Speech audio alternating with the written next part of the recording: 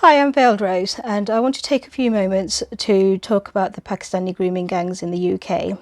I also want to do that in relation to the abduction of minors in Pakistan who are abducted and forcibly converted and married to much older men. And I know these are very different circumstances, I recognise that, but there are also big similarities. And I know the backlash that I will get for talking about both, and they are for the backlash is, and the reaction is very much the same. Accusing me of being an Islamophobe, accusing me of being a racist, and all the rest of it. But I refuse to stand down and refuse to be silenced because of those accusations and the hysteria that comes along with talking out against these things.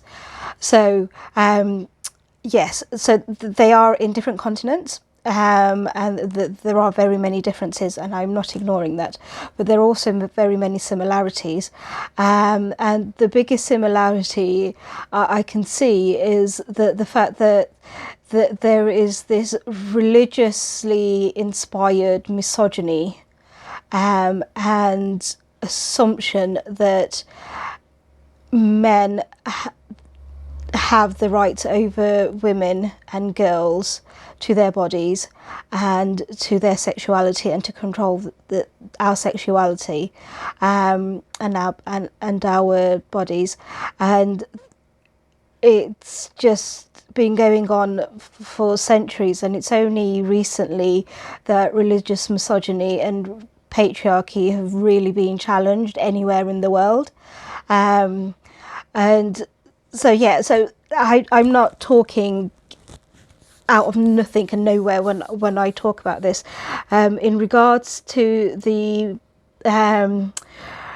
minors who are abducted in Pakistan and forcibly married to older men, the reason why I say it's religiously sanctioned or motivated, well, not motivated, religiously sanctioned, is because when the Sindh government, state government, have tried to make it an illegal act to convert minors, and for these incidents to occur, to make it illegal and a criminal act, the religious clerics have come out and said, no, this is our religious right. Similar has happened in Pakistan and other Islamic states, where the governments have tried to make it illegal for men to beat their wives, and having a domestic violence bill where the religious clerics have come out and said, nope, you can't do this. This is our religious right. Well,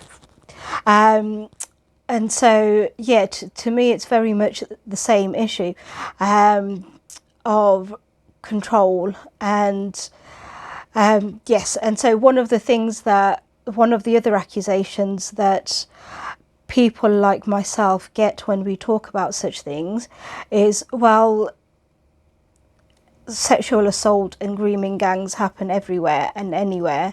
And yes, but the difference is, when the Christian church, the priests and the vicars and clergymen were found to be paedophiles and sexually assaulting children, when people talk out against that, there isn't a cry of oh, that is racism, that is anti-white racism. Nobody claims that. Nobody claims that people who talk out against these things are Christian phobes.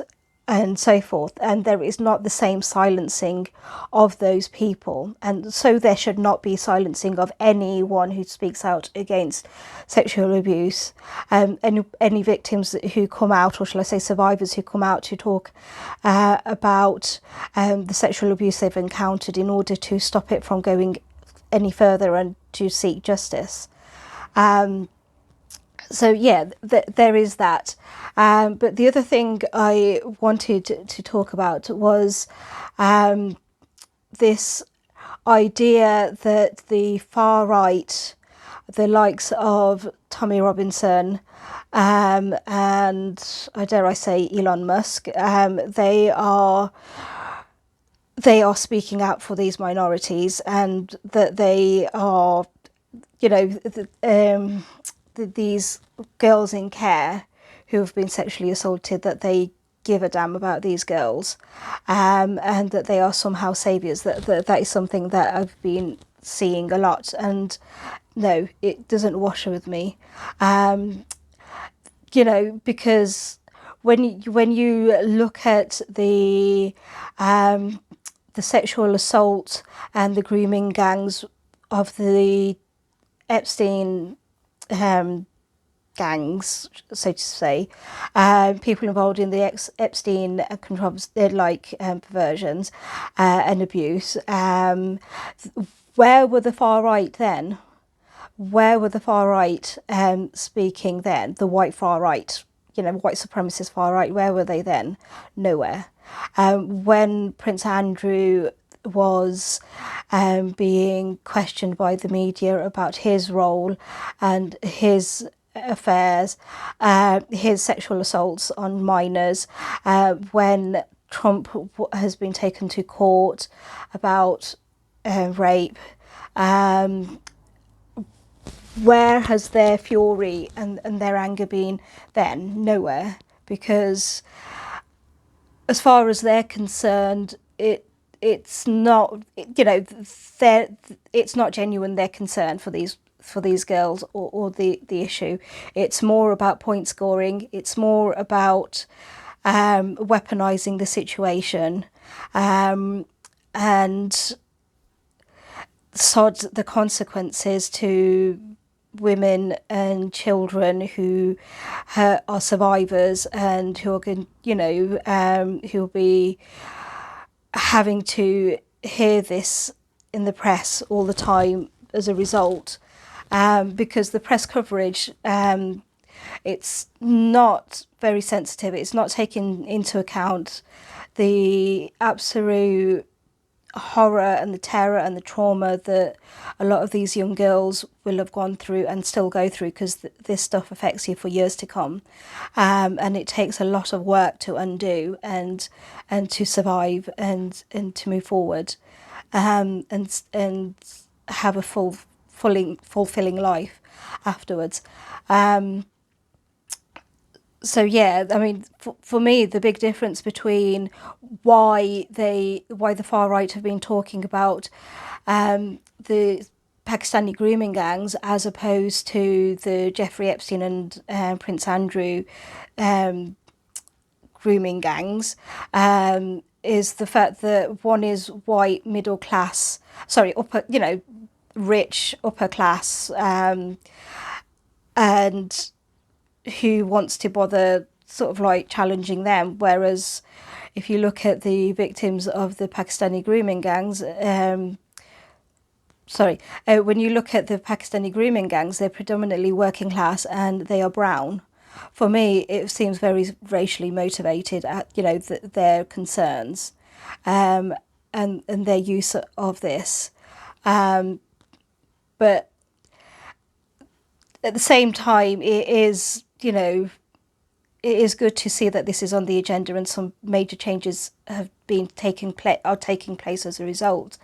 I've heard today that they, on the Humanist UK website, that the government are planning to introduce laws where people who turn a blind eye or fail to take action when they hear about abuse of children, sexual abuse of children, will be prosecuted, and there will be consequences for them, which is, you know, it looks like some certain things are coming forward as a result of the conversation that's going on at the moment.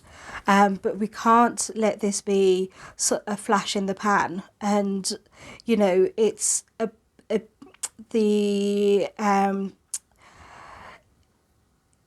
it's really infuriating how hard it is for victims and survivors of sexual assault to get justice, to be heard, regardless of who the perpetrator is.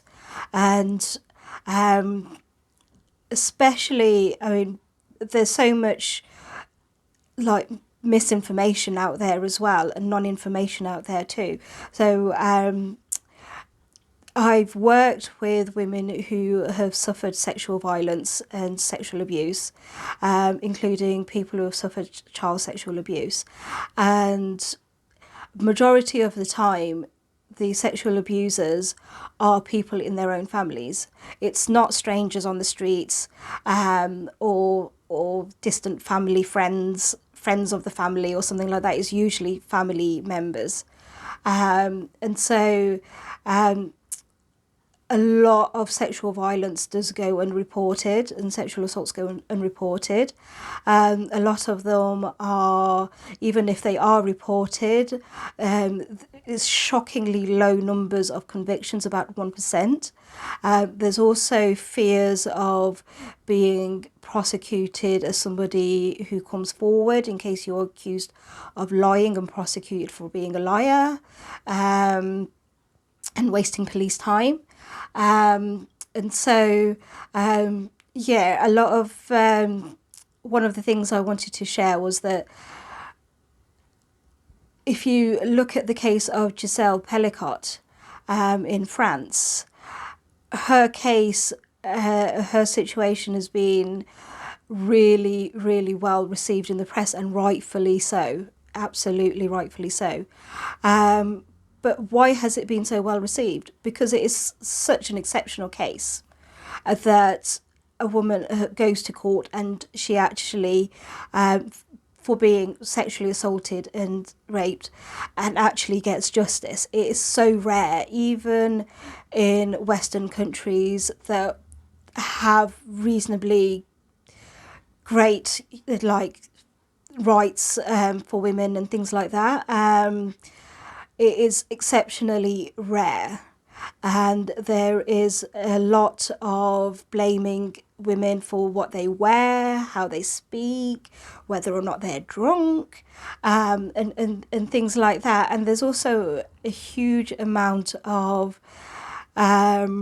stigma around women who enjoy sex, and their sexual history is brought into play, and so on and so forth. And so I just wanted to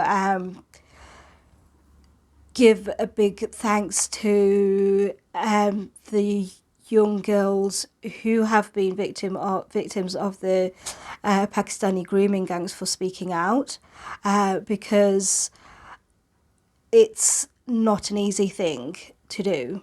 And I've read reports and news reports about how they were dealt with by the police and not believed, or just told to bugger off because, you know, they're just young girls who are in care. Who cares? They're not, you know, they can't articulate anyway and kick up a fuss, so just sod them off. And so, yeah. Yeah, so anyway, so what was I saying? Yeah, so because I saw during the trial that, or read rather, during the trial of Gisèle Pelicot, how hard she found it to take this the case to court, and how withdrawn she was at the beginning with her big sunglasses and her head down and very like shrunken in the court, and how hard it was for her to take this to court and how much shame there's involved. And so and people applauding her bravery for talking about this and seeking justice for it. And I want to share that for these young girls, as young as 10, 11, for them to speak out and seek justice, I think people underestimate how incredibly brave, not brave as such, I'm finding it hard to find the words, but how incredibly difficult that would have been for them, and how much strength that would have taken, and how much trauma that would have triggered for them. So I think it's sort of like my solidarity and my respect and my gratitude goes out to them for speaking out, and it's absolutely essential that we speak out about this. There was a few other things I wanted to talk about, and for the life of me I can't remember. Yes, I can't remember. Anyway, so anyway, getting back to it. So when people accuse me of being an Islamophobe and a racist for speaking out about the abuses that I see in the Muslim community, or the Pakistani community, or the Bengali community that I'm from, one of the accusations I get is that I'm a racist and I'm an Islamophobe. And one of the things I want to stress, and try to stress more and more as I do more and more videos and articles and things, is that it's so important that we question and be critical of everyone and everything. And it doesn't matter who we, who the abuser may or may not be. It doesn't matter where the abuse is taking place or when. We should always criticise and think for ourselves, and if we see abuse we should call it out, no matter who or where it is going on. And because at the end of the day, it's all our responsibilities to do that, and it also falls back on us as well. So one of the things that I like to clearly state is that whenever you see someone vulnerable being attacked or abused, the thing is, bullies and misogynists and supremacists, they don't just attack and bully the most vulnerable. They start off with the most vulnerable and then they move on to the less vulnerable, and it will be us that comes next. So it's absolutely important that we build a society where people are critical and call out abuse. And that was the other thing I was going to mention and talk about, actually. It's come back to me. So when it comes to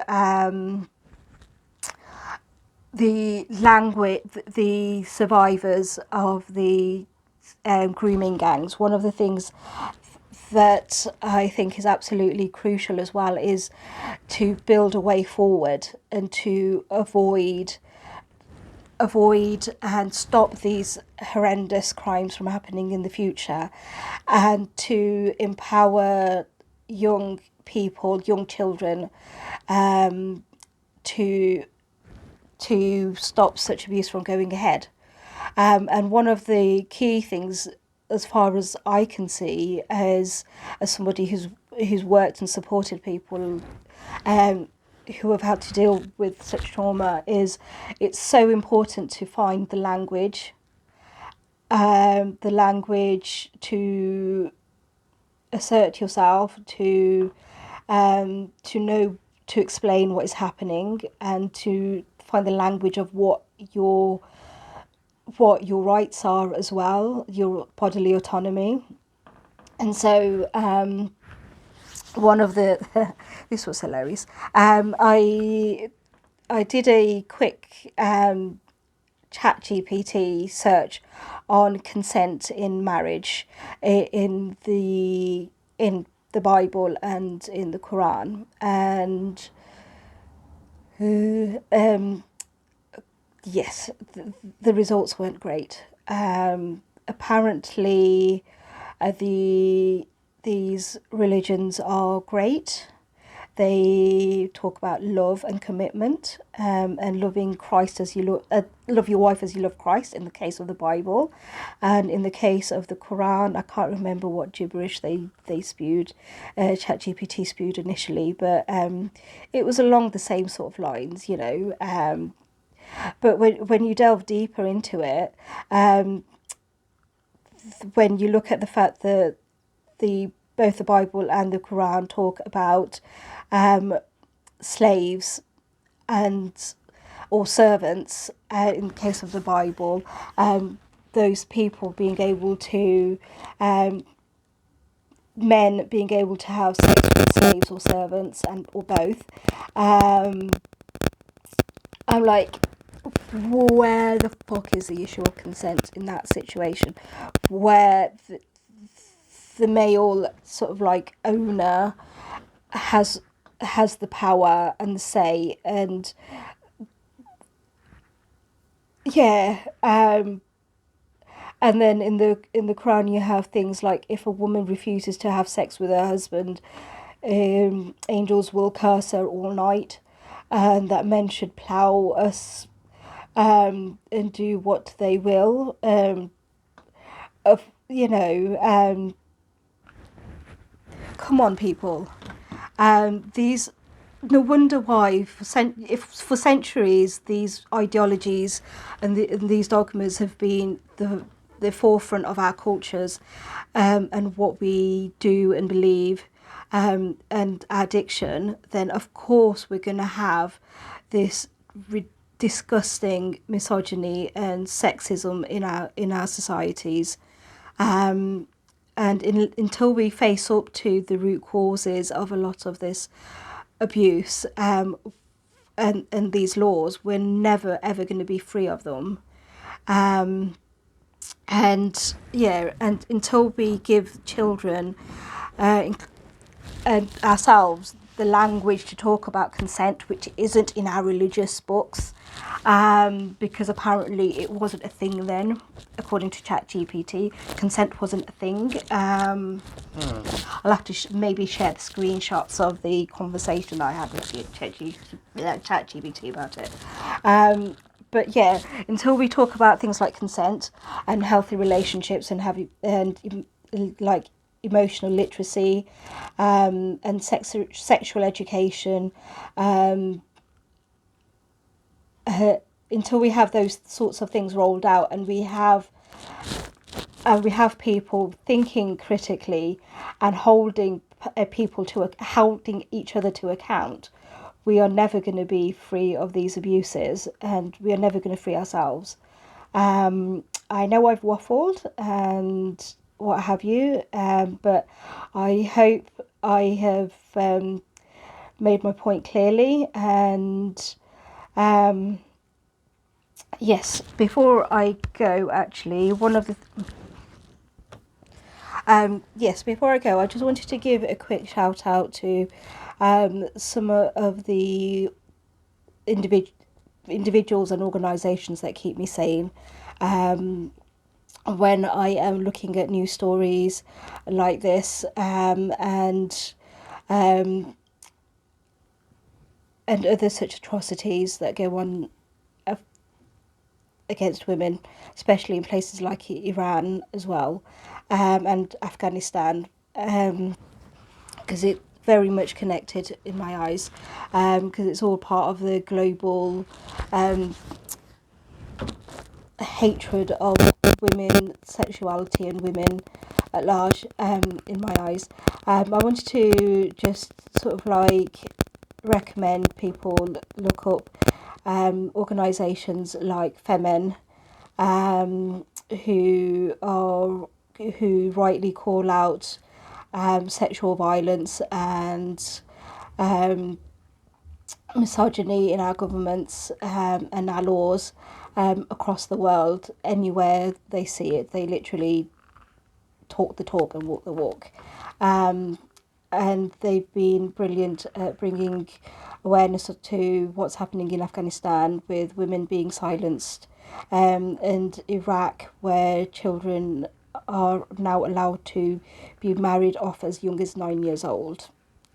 So yes, I also wanted to give a thanks to and big up One Law for All for campaigning against the Sharia courts, and similar, calling out the misogynistic bullshit that's going on in Iran and Afghanistan, and organisations like ICRO, the Iranian Women's Rights Organisation, and Southall Black Sisters, because they've been a big part of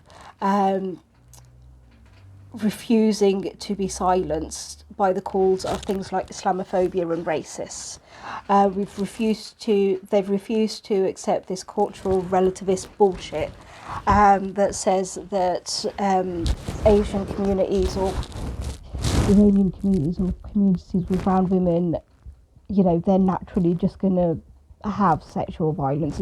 It's not sexual violence because it's their culture, and honour-based abuse. So I wanted to give a big thanks to them, and organisations like the National Rape and Sexual Assault Crisis organisations out there as well, that people should definitely try to support and build awareness of. And Women's Aid, a charity for women's against domestic violence. But yes, well, thank you very much for your time, and remember, think critically, call out abuse wherever you see it, and whoever is the abuser, call it out wherever and whenever you see it. Thank you for sticking with me and listening to me blabber on, and thanks to the victims of the grooming gangs who have spoken out, and all those who have actually supported them, not just people who have jumped on a bandwagon or tried to use it as a political point scoring thing or to whip up divide and racism. Thank you very much. Bye.